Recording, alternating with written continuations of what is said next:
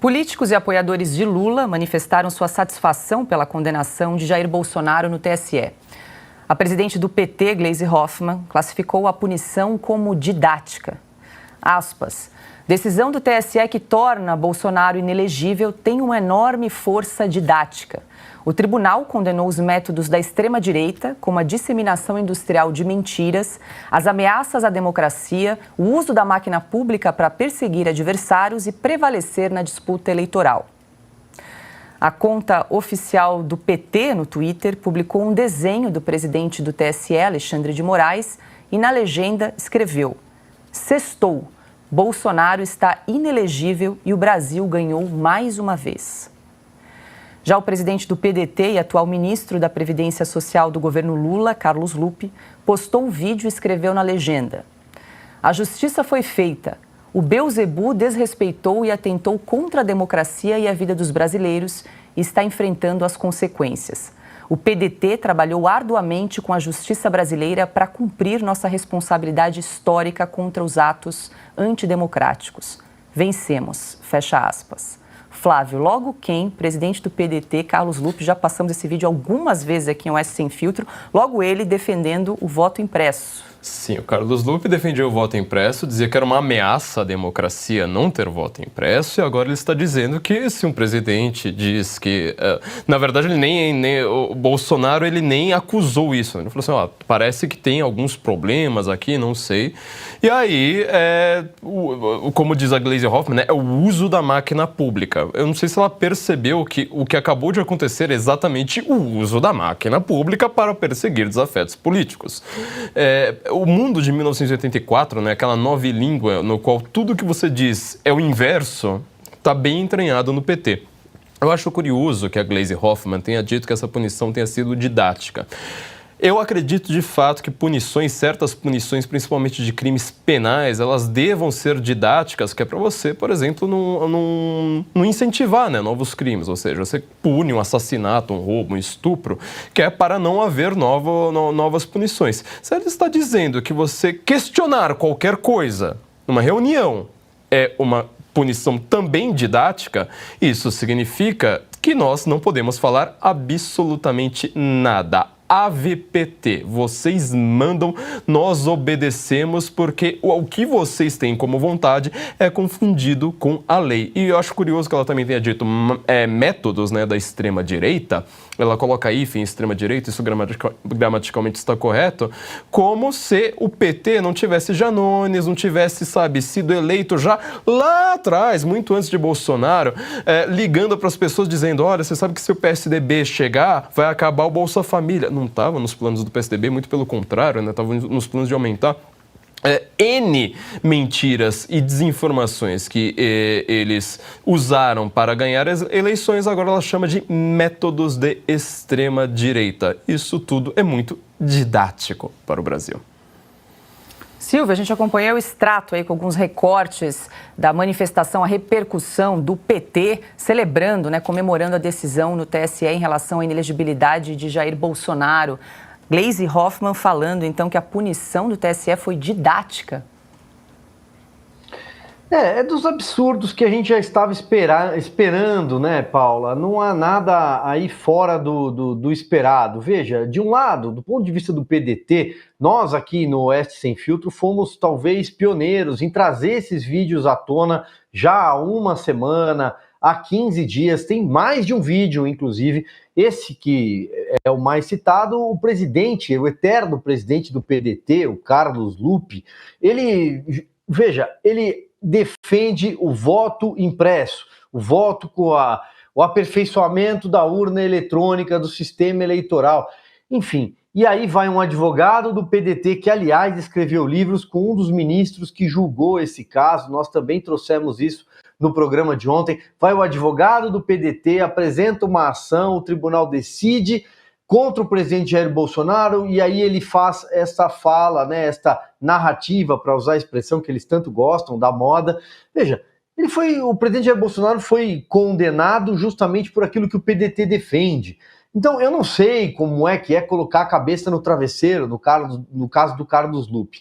Em relação ao PT, a Gleisi Hoffmann, me parece uma grande vitória de pirro, né? É um revanchismo contra a Lava Jato, um revanchismo contra a direita, mas talvez a grande batalha deles seja governar o Brasil. Eles não têm condições nenhuma de governar o Brasil e eles já deixaram isso claro nos primeiros 6 meses. Não tem nenhum projeto, não tem voto no Congresso Nacional para levar adiante um projeto, sequer uma emenda à Constituição, que requer um quórum qualificadíssimo. Eles não têm base parlamentar. Na Câmara dos Deputados, a porta de entrada, a tal Casa do Povo, eles não têm nem 130 votos. E ainda tem um arquirrival, pelo menos até agora, sentado na cadeira da presidência da Câmara, que é o Arthur Lira, que só cedeu o mínimo quando esteve com a faca no pescoço, porque o Supremo Tribunal Federal destravou na véspera, por exemplo, de uma votação importante, aquele PL 2630, que tratava da mordaça na internet, destravou e fez andar um processo contra ele. Ou seja, olha o tipo de arma que é usado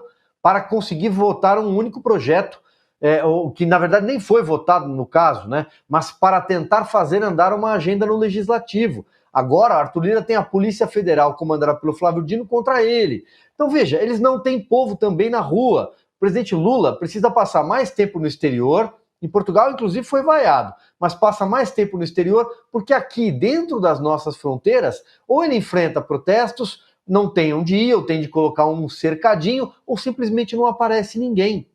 Tem ministros, nós relatamos isso nessa edição da Revista Oeste, numa das nossas reportagens, que não conseguiram uma única audiência com o presidente Lula até hoje, 6 meses. Entre eles, Simone Tebet, talvez falemos sobre ela aí ao longo do programa, a nova mãe do PAC, o PAC que não existe, né? Veja, a maior batalha deles é governar e eles não conseguem. Foi uma vitória de pirro. E olha, repito, vou insistir nesse ponto, muita coisa ainda vai mudar e não causará espanto se eles se arrependerem de ter feito toda essa pressão para conseguir tornar o presidente Jair Bolsonaro inelegível em tempo recorde, né? A chapa Dilma Temer foi julgada no final das contas em 2017, muito tempo depois da eleição de 2014. Essa com bastante celeridade e pressão. Para finalizar, Paula, fico pensando no ministro Alexandre de Moraes, né? Que preside o TSE, vendo a imagem dele, sextou, puder exibir de novo, será que ele não se sente mal em ver isso estampado no site do PT? Será que passa pela cabeça dele, né? Tem livros sobre a Constituição, não sei. Pois é, Ana, Alexandre de Moraes virou herói da esquerda agora, estampando a conta oficial do PT no Twitter. Lembrando que o PT apagou um tweet, né, de um tempo, se eu não me engano, 2017, 2016, alguma coisa assim, em que ele acusava o ministro Alexandre de Moraes de advogar para o PCC. Hoje esse tweet não existe mais, né? Existia inclusive um artigo no site do PT sobre essas possíveis relações nada republicanas e tudo isso apagou, mas a internet, né, não perdoa. Se você fuçar aí, você acha, né, esse print desse tweet. E é exatamente em cima da decisão, do voto do ministro Alexandre de Moraes, que eu trago mais um questionamento, né? Ele disse o seguinte, abro aspas, não quero me antecipar, não sei se a gente tem vídeo dele, mas um pedaço do voto dele aqui chamou a atenção. Ele disse o seguinte, que o presidente Bolsonaro, né, a sua defesa, não apresentou provas sobre fraude, porque, obviamente, elas não existem. E aí ele completa que o presidente da República atacou a lisura do sistema eleitoral e que isso não é liberdade de expressão. Isso é conduta vedada. Ele disse isso literalmente. Isso é conduta vedada. Ou seja, questionar qualquer que seja o assunto é conduta vedada. Ora, o Alexandre Garcia abriu o programa lendo exatamente a nossa Constituição, dizendo a proteção da liberdade de expressão de questionar. Agora, ele diz que o presidente não apresentou provas sobre fraudes porque, obviamente, elas não existem, mas eu sempre repito aqui sobre o relatório da Polícia Federal de 2016 e nós seremos eternamente um disco arranhado, porque foi o TSE que convidou a Polícia Federal em 2016 para uma varredura no sistema e a própria Polícia Federal disse que não tem como comprovar de maneira satisfatória, né, o voto no boletim de urna e o que sai da urna eletrônica. Agora, eu não preciso ser formada, né, em direito para questionar, eu não preciso de provas para expressar uma dúvida.